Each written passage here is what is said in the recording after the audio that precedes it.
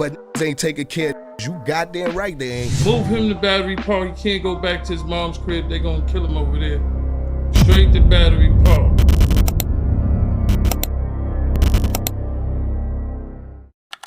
July 10th, 2026, Yankee Stadium. 45,000 people are here to watch one man perform one album, front to back, 30 years after he made it. The album sold 43,000 copies his first week.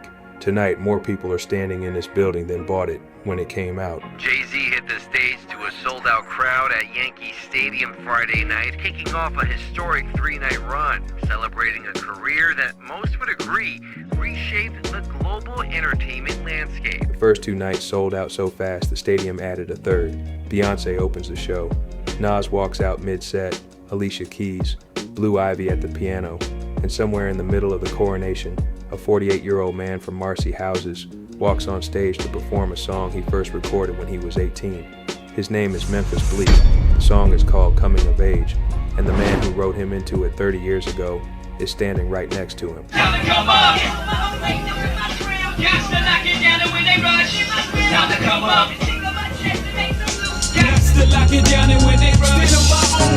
Now hold that picture, because 18 months before that stage, a man from South Jamaica, Queens, said something about the man on it, and it hasn't stopped echoing since. Jay-Z never really like, all right, Memphis Bleek, you would say is his friend, but it was different for us. I think me and 50 was more friends than Jay-Z. Why you gonna do that? I'm not.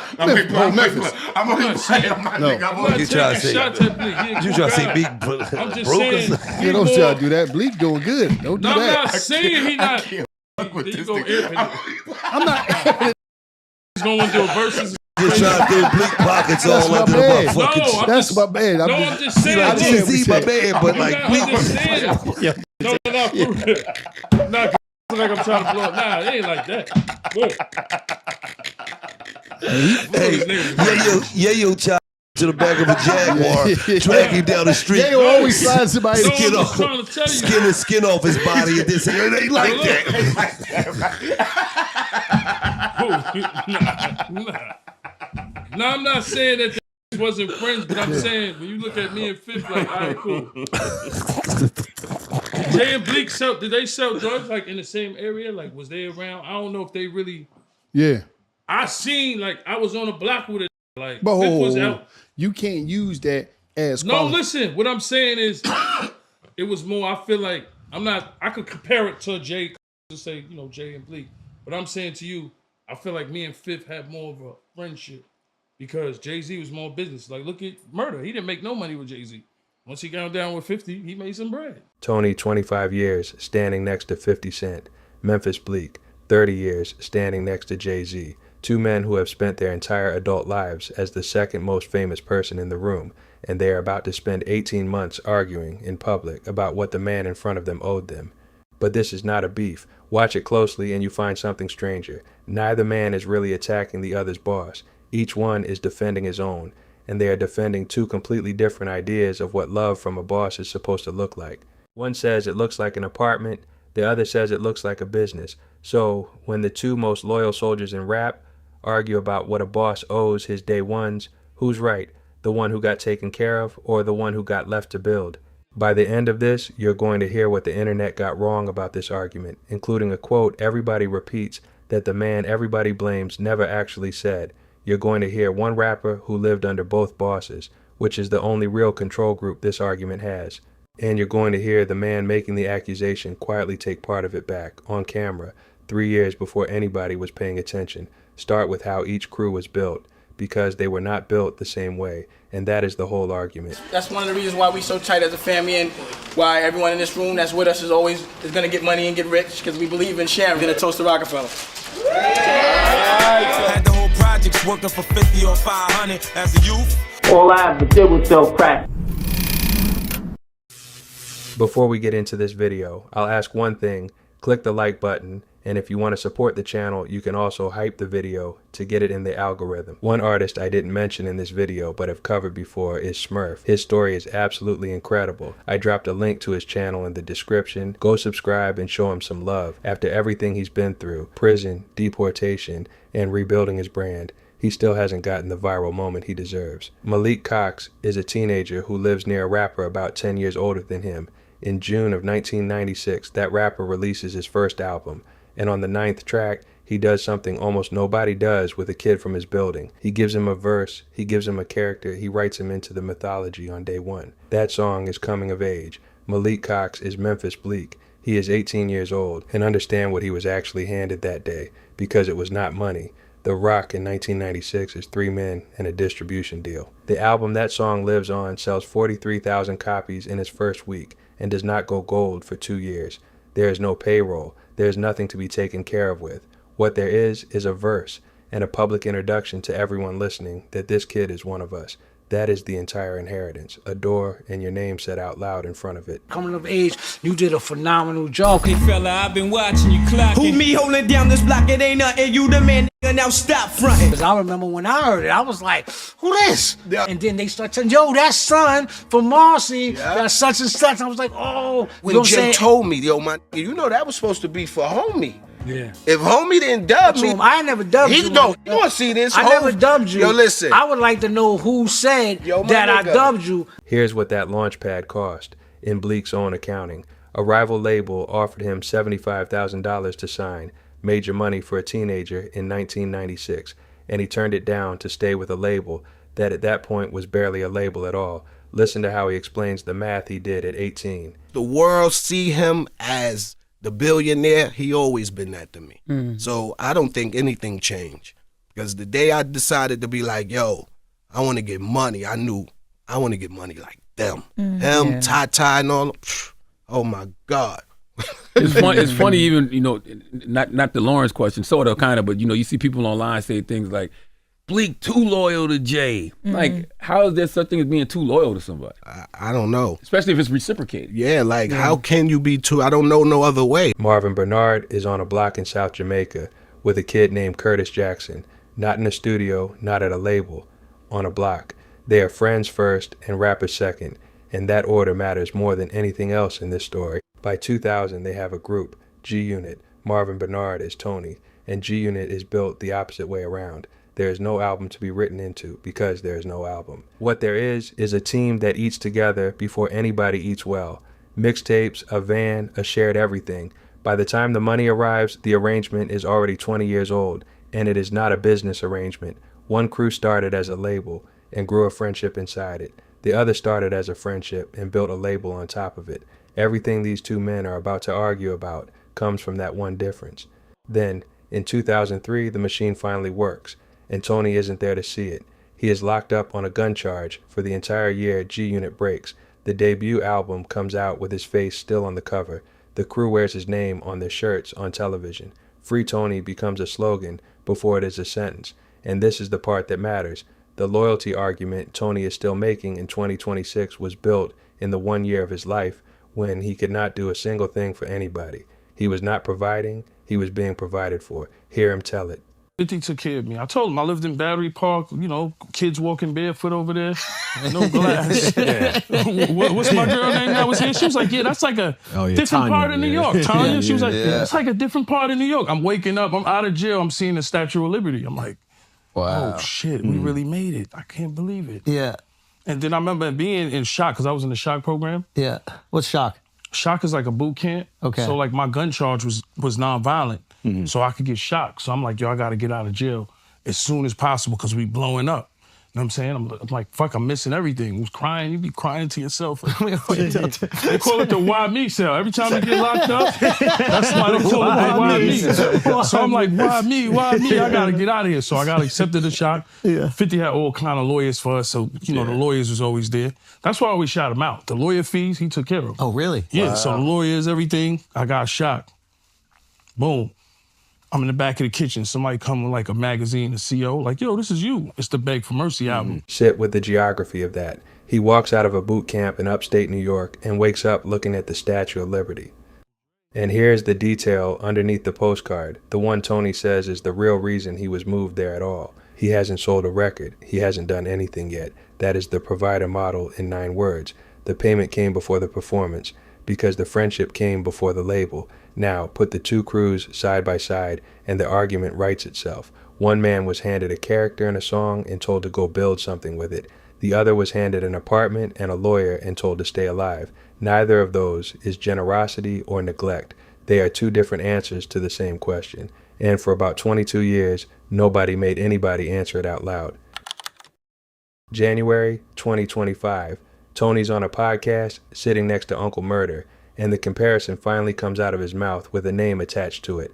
You heard the first half already. Jay-Z was more business, but it doesn't stop there. It gets specific, and once it gets specific, it stops being an opinion and starts being a claim somebody can check. That is the thing about receipts. They cut both ways. A man who says, trust me, can never be wrong. A man who says, look at this, can be. See, that was the thing about Fifth. Fifth was a cool ass nigga. Like, he didn't treat me, Banks, and Buck. He didn't treat us like artists, but he treated us like friends. Like, even that violated, be like, well, y'all got 50. 50's always gonna help y'all. And it was true. He didn't treat us like artists. He treated us like friends.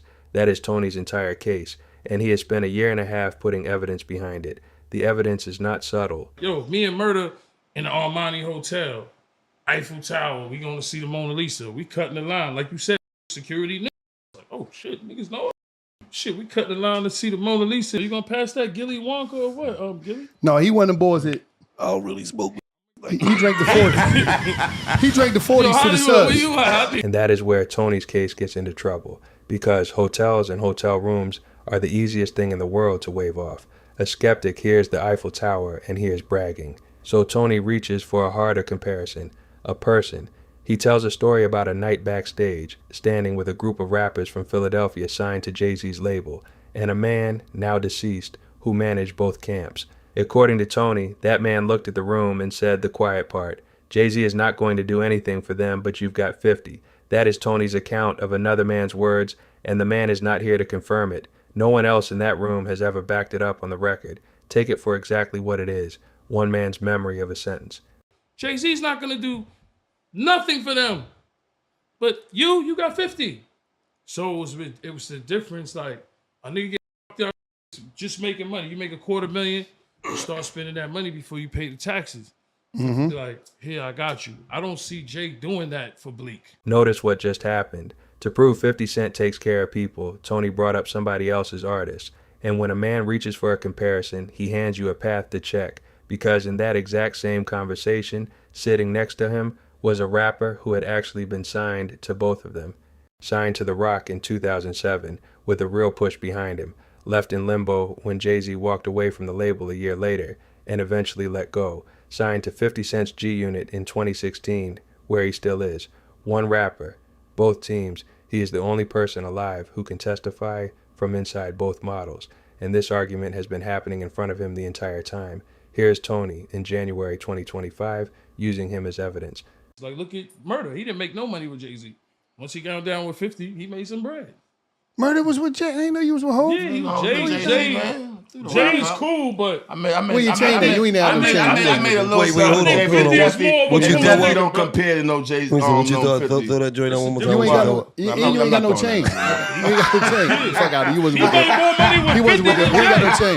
Fuck out of here. Jay is more of a Jay. See, that was the thing about Fifth. Fifth was a cool ass nigga. Like, he didn't treat me, Banks, and Buck. He didn't treat us like artists, but he treated us like friends. Now go back 3 years to December 2022. Same two men, different room, long before any of this was a story. Tony makes the same argument, and this time Uncle Murda answers it himself. Watch what the answer actually does. It is not what you have been told. Expecting music from y'all together. We got a whole overseas Don't project. We got some don't shit let coming, this guy man. be bashful. He wrote half of the rap up in Paris. Half he started in Dubai, man. Through the country, we do shit that these motherfuckers don't do. That's they a- look like us. that's a fact. Look, they look like us. They smell like us, but they not us. Definitely not us. There's a lot of your favorite rap groups have never been to Dubai, never been nowhere. And they go, oh, you went only because of 50. Bitch, I done been to Qatar. Not you, but bitch, I done been to Qatar on my own. Thank you. Not you. You know what I'm saying? That's what I tell them. You only going because of 50. Motherfucker, I done been to Dubai and Qatar on my own, doing my own shows. So motherfucker could say what he want. But I got to a point where I didn't really care about people's opinion. I read a book, it's called Art of Not Giving a Fuck. One of the best books I read. And I really don't give a fuck. I don't care about public opinion. Instagram comments. Because these people are made to break you. They want to break artists. They want to break you. Nobody believe you. I was in 50 crib, no roaches and all that. We in a little spot, small spot. Nobody believed in that. No, he playing Get Rich or Die Trying already in the crib. He had half that done. Niggas was like, all right. Once the shit take off, niggas is looking like everybody get confused. Because they don't think that your dream is gonna come.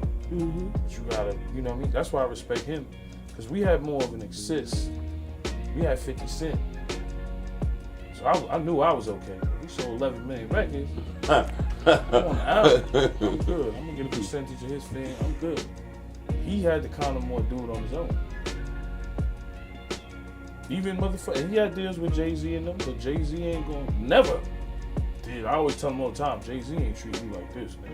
Oh, he definitely like playing. Yeah, this nigga's up. Jay-Z might not even say hard as all. So we just had the party we was just at in Miami with the Kardashians, Serena Williams, and everybody.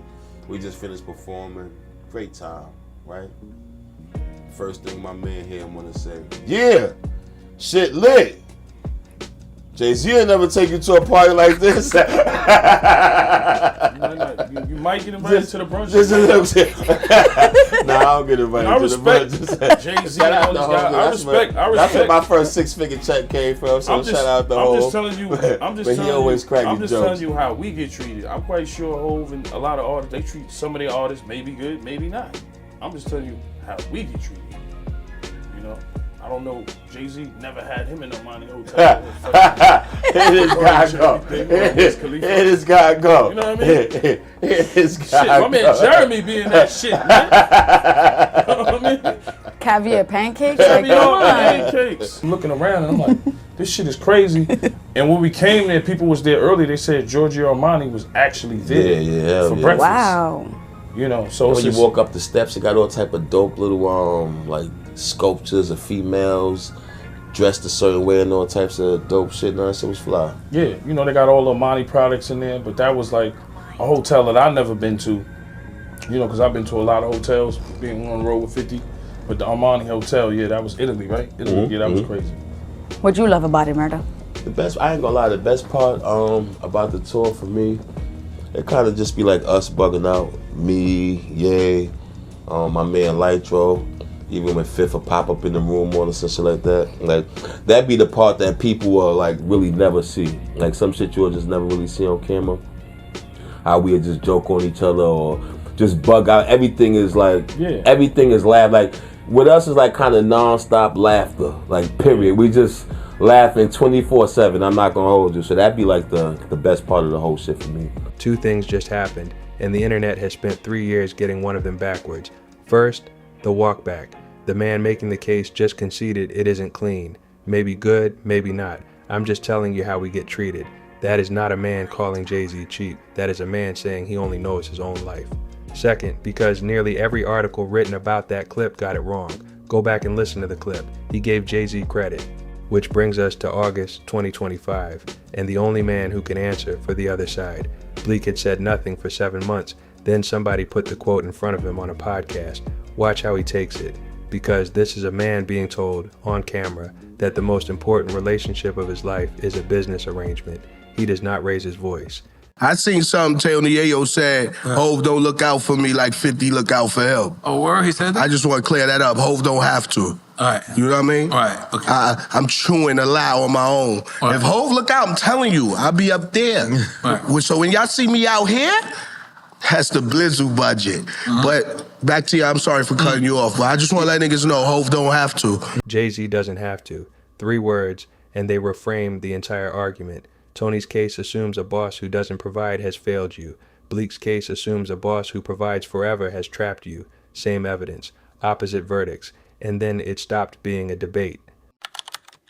October 2025, Bleek posts a photo from a sold-out show in Tokyo with 4 words aimed at Queens. Tell hype man Tony, let's see his show. Days later, he's sitting with Jim Jones on camera when Jones hears the argument secondhand and detonates. That's right. Look at Bleek and don't understand the business he's doing. They always look at Jay like, oh yeah. But that's nah, why, nigga Bleek that's out why here you got making niggas like moves. Yayo talking about, Jay don't take care of nigga. I don't need Jay to go on tour. Yo smoke hard coke, yo. Yo, chill. Yo, chill. You look like you need to be taken care of, nigga. You look like you need to go to the dentist. You need to look like you need to brush your teeth. You look like you need hygiene, nigga. You look like you need help. Tell your man 50 send you an ounce or something, yo. And then the bosses looked up. 50 Cent posted that he'd been doing some soul searching and wanted out of G-Unit because Tony was taking too long to fire back. A joke, obviously, but look at what the joke assumes. The man at the top of the provider model was watching his soldier defend him and grading the performance. Not a post, not a subtweet, not a bar. For 18 months, the man at the center of the accusation did not acknowledge that it existed. Then, 9 months after Bleek first answered, he booked the biggest stadium in New York for 3 nights. And on the first one, he brought Memphis Bleek out to do Coming of Age. You can read that as an answer. You can read it as a coincidence. What you cannot read it as is nothing. And 4 days later, Bleek walked into a radio station and finally emptied the clip. July 14, 2026, The Breakfast Club. And before the answer, a correction, because this is where the internet's version of this story falls apart completely. The line everybody quotes, the one on every thumbnail about this beef, is that Tony said Jay-Z doesn't help anybody. Go find it. It's not in the podcast. It's not in the interviews. It is a radio host summary said in the room that morning, and Bleek answering the summary, not the man. What Tony actually said was smaller and harder to argue with. Jay-Z was more business. Keep that in mind while you listen, because Bleek is about to answer the loudest possible version of a thing that was never said that way. Yayo was up here. Yayo's thing had, what does he say? That Jay-Z don't help nobody? Jay-Z don't help nobody. And here's the response from the man who spent 30 years living it. He's a dependent. Of course he viewed life through, look out for me. I never looked at, come on. Jay raised bosses, man. He don't raise dependents. We all bosses, business owners. No, I got a bar and a restaurant in Vegas. Tell him pull up and come eat. Everything free on me. And then he does the thing Tony never did. He itemizes. Listen, we do rap. I have 4 gold albums, by the way. 4. All gold, hanging up plaques. Successful albums. I have 2 restaurants. I have a label that was successful. Warehouse. And it was at Roc Nation. Shout out Casanova, free Cass, free my nigga Taxstone. We made moves, you know what I mean? We did what we did. Do say, moving. Crazy. Mind Right Exotics. In stores. Crazy. Rock Solid Pop. Shout out High Tolerance. In the streets. Crazy. Wait, yo. Rock Solid Podcast. Oh, yeah, my bad. My bad. I ain't even bring that up. That's what we wanted you to say. That's why that was the setup for you. Podcast on Black Effect. iHeart. Drink Champs. Like, what more niggas want me to do? Now, be careful here, because this is the question the video is not going to answer for you. Bleek just proved the business models, or he just proved he had to build every single one of those things himself, because nobody was going to hand him any of them.